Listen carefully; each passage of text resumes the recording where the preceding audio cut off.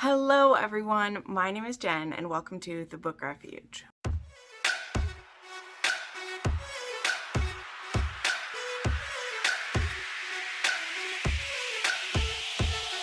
Hi friends, it is time to do a recommendations video. Now this one isn't oddly specific or really about a trope at all. I just decided to do 10 recommendations, which are books that I could not put down. So this was actually requested by Vanessa. She put it into my book rec form, and not book rec form, my video rec form. I wasn't sure what videos I wanted to make today, but I need to make a few. And this one seemed like a good idea, especially because I have a bit of an agenda with it, which I'll get into in just a second. But yeah, I'm going to share 10 books with you from the last few years that were really tough for me to put down. Specifically, most of them are from the last 6 months, but one of them is from the last couple of years. So you'll see which one I mean in just a second.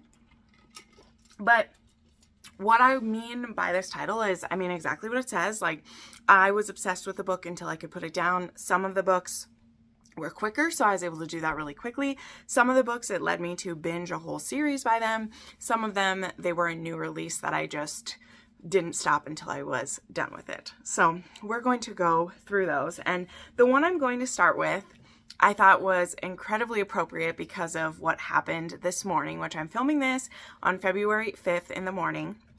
But it was just announced that Manacled is getting reimagined.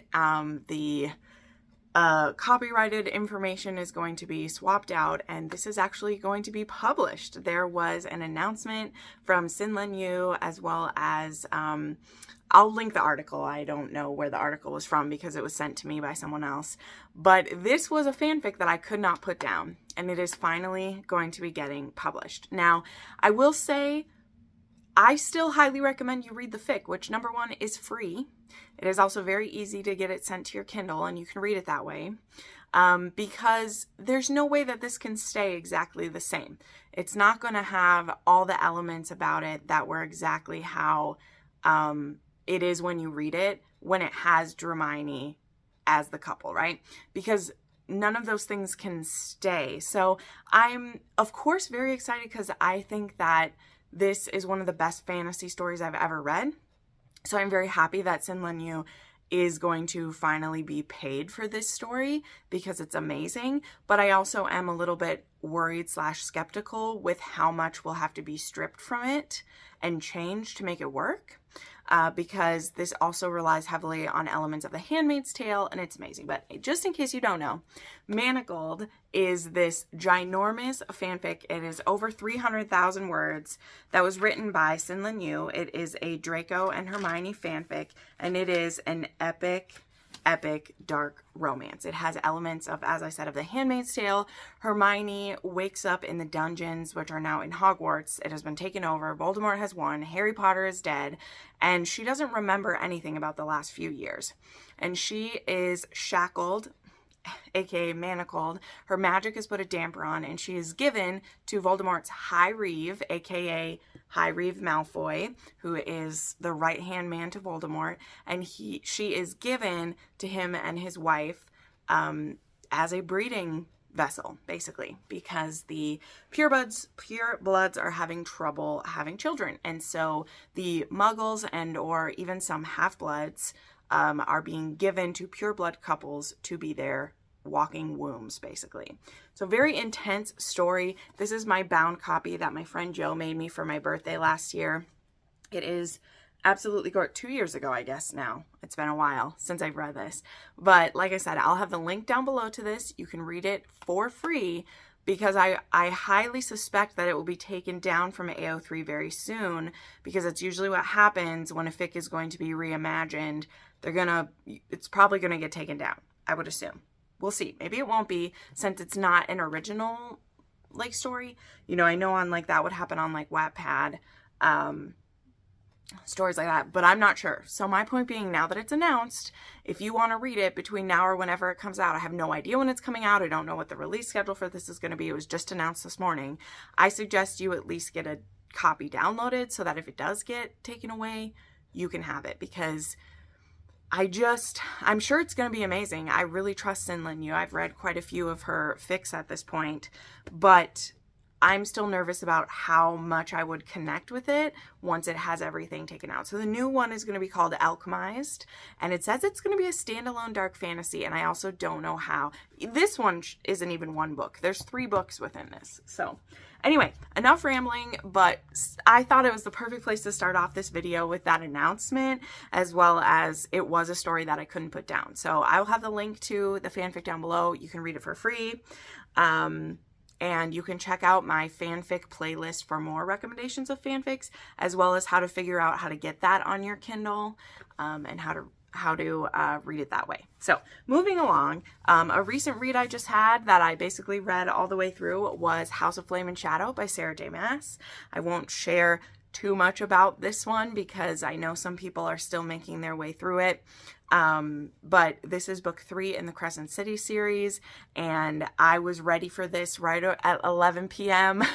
the day before it came out, and I listened to it pretty much all day the next day, and I just had a little bit left to finish on the 31st. So this was wonderful. This has so many aspects of what I love about Sarah J. Maas, and so many of her characters that I love all in one place, and this honestly to me was the best paced in the Crescent City series as well.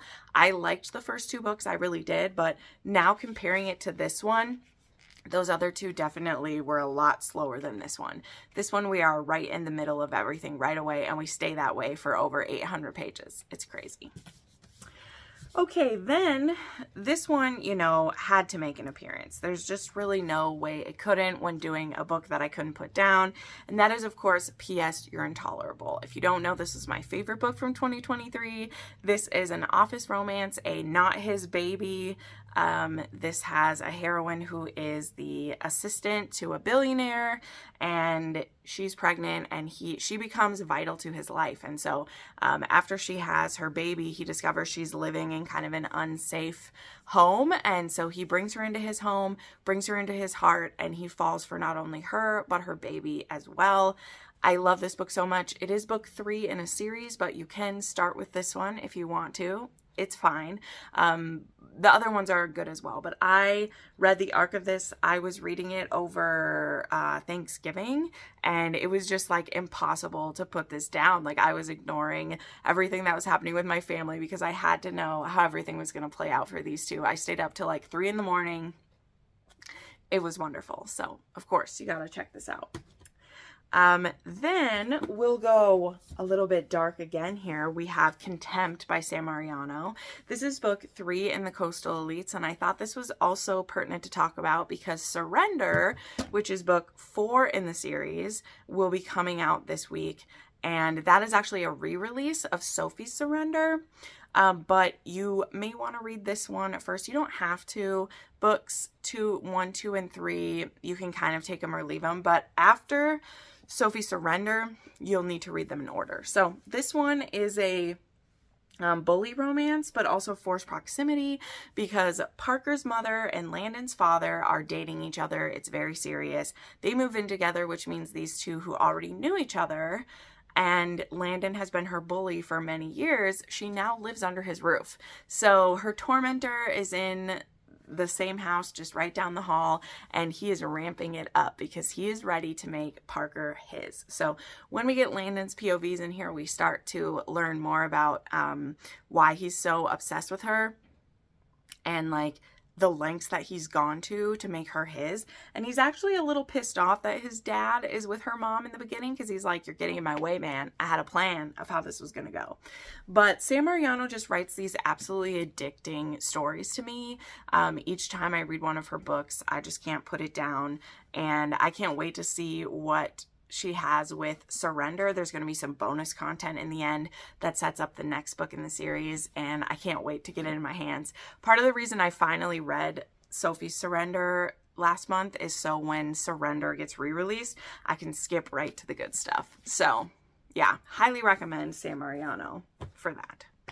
All right, then we have, a really spicy one. This one's basically erotica, okay? This is called The Man I Know by Daisy Jane. And this one is actually a married couple. And it's not a marriage in trouble. It's more a married couple learning some new aspects about themselves. So this is about let me look at their names. This is about Laws, Laws, and Jess. And they've been married for 10 years. They were in age gap. They fell really hard for each other. And they have a wonderful marriage. Now, there is just this one little secret that Laws has been keeping because he's a bit ashamed about it. He has a desire for rape fantasy.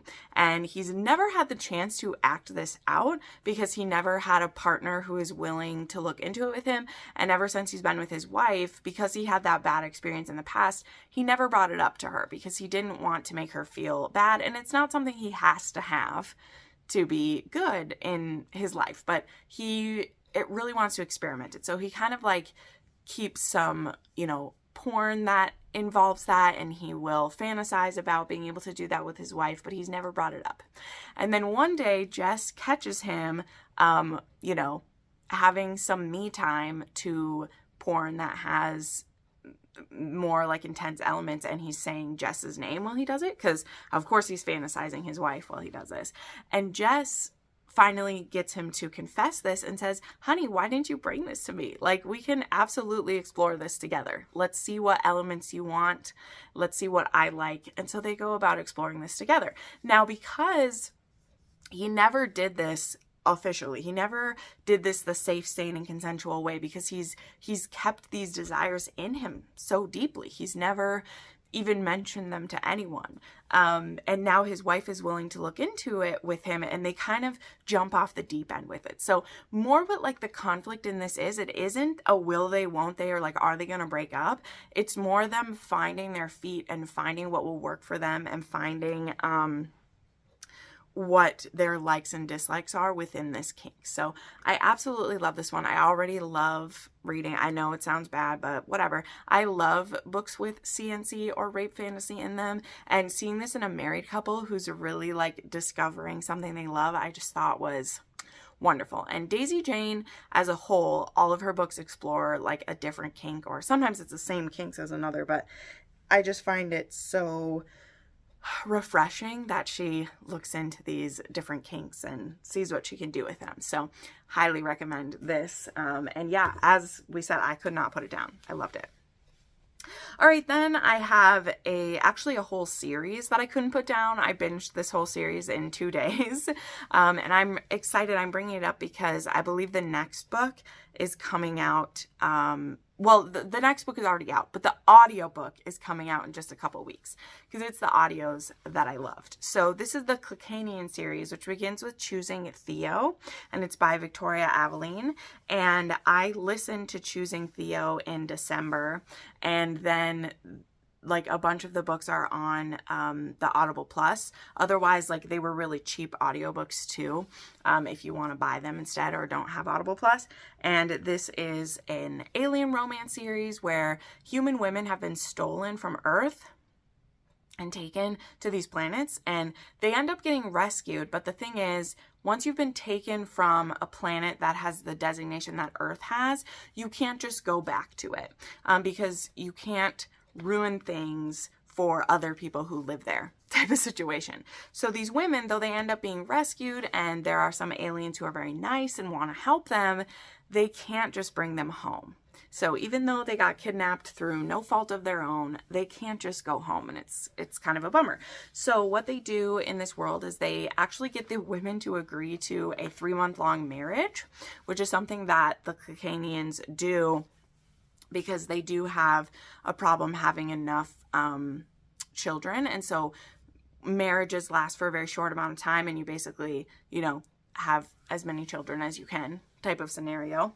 And so the women all get to choose a husband, and our heroine chooses Theo because she thinks it will be an easy, quick marriage, and then they'll agree to let her be on her own. She has to agree to one of the marriages, but they don't have to agree to consummate it. That's the thing. They just have to agree to the marriage, and it's up to the man to woo her into it.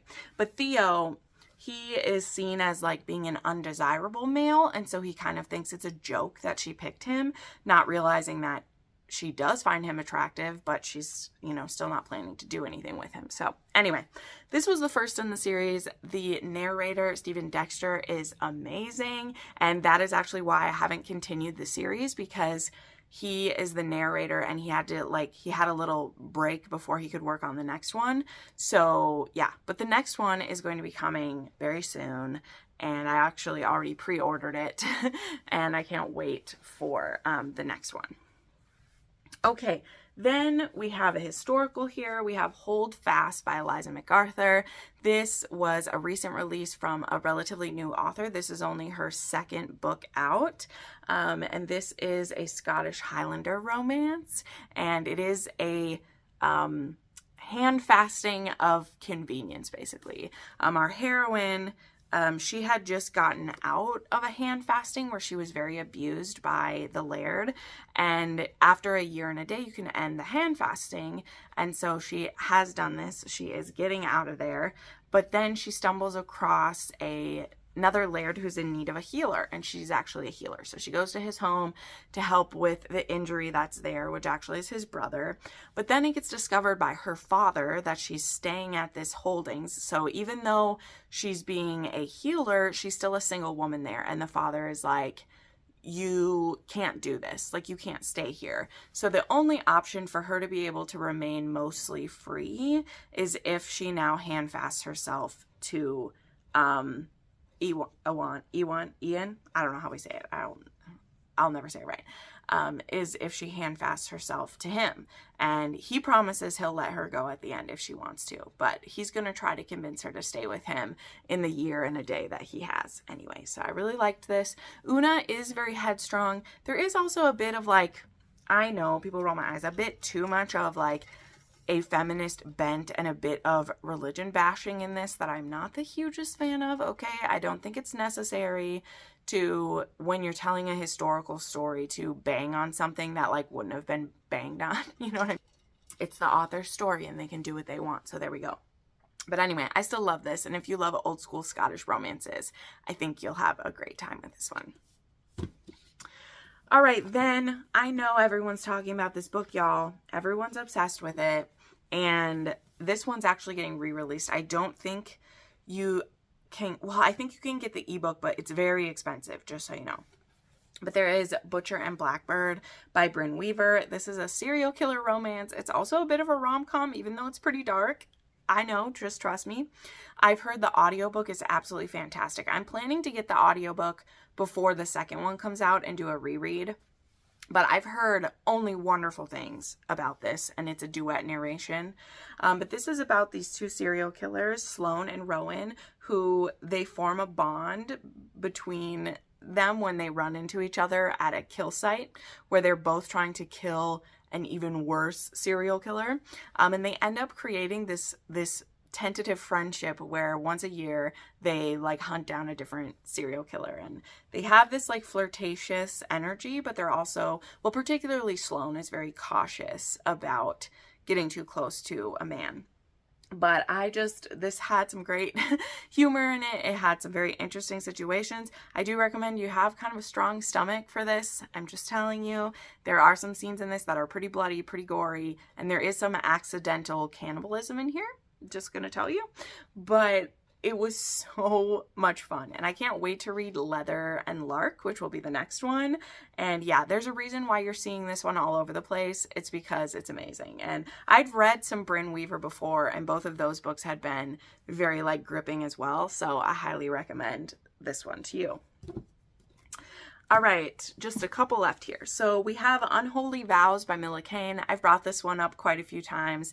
This was a mafia romance that just sucked me right in. Now, it wasn't a 5 or a 6-star read. I actually gave this one 4 stars, but it was so addicting. Like, the hero was just like, he just gave me the vibes that I was looking for. And so even though I got a little annoyed with particularly the heroine's sister in this book, I still liked it. So our heroine in this one, I can't remember her name. Let me look. It's Charlotte, is it?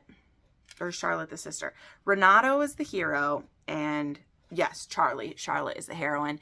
And her sister is involved with someone she shouldn't be in the beginning, and she sees something that she shouldn't see. So the mafia is going to need to end her. But Charlotte, the older sister, ends up making a deal with Renato that they won't say anything, they won't go to the police if they just let them be. And so he agrees, on account that if they break their word, there will be consequences. And sure enough, the sister can't keep her damn mouth shut. She tries to go to the police because she's so upset with what happened. And I'm like, girl, you shouldn't have been hanging out with the people you were hanging out with then. Okay, these are the consequences. Deal with them, right? Anyway, that's just my feeling. But what it leads to is that Renato decides the only way to make sure these women don't mess it up is to make them family. So he forces Charlotte to marry him. And he does this for multiple reasons, mostly because he's obsessed with her. He could just kill them, or he could just, you know, he also could like bribe the cops not to do anything. But he wants to use this situation to his advantage and to make Charlotte his. So that is what he does. So yeah, this was my first Millicane, and I then went to read a whole bunch of her backlist because I became obsessed with her. And I just thought this was great. I also adore this cover because Renato to me looks like a sexy Taika Waititi, and I say it every time I show it. He's so beautiful. And he's not the like normal cover you see to a mafia romance, in my opinion. He's got the little gray in temples, so sexy. So highly recommend. And then the last one I want to share is another chunker, okay? A lot of these books that I could not put down are very big books, which means they basically like ate up my whole day when I like spiraled into them. So there is A Soul to Keep by Opal Rain. This was one that I had on my shelves for ages before I finally made myself read it. And this is the first one in the Dustwalker Brides. I'm so excited because the next book in the series is coming out in February, so I thought this was the perfect time to share.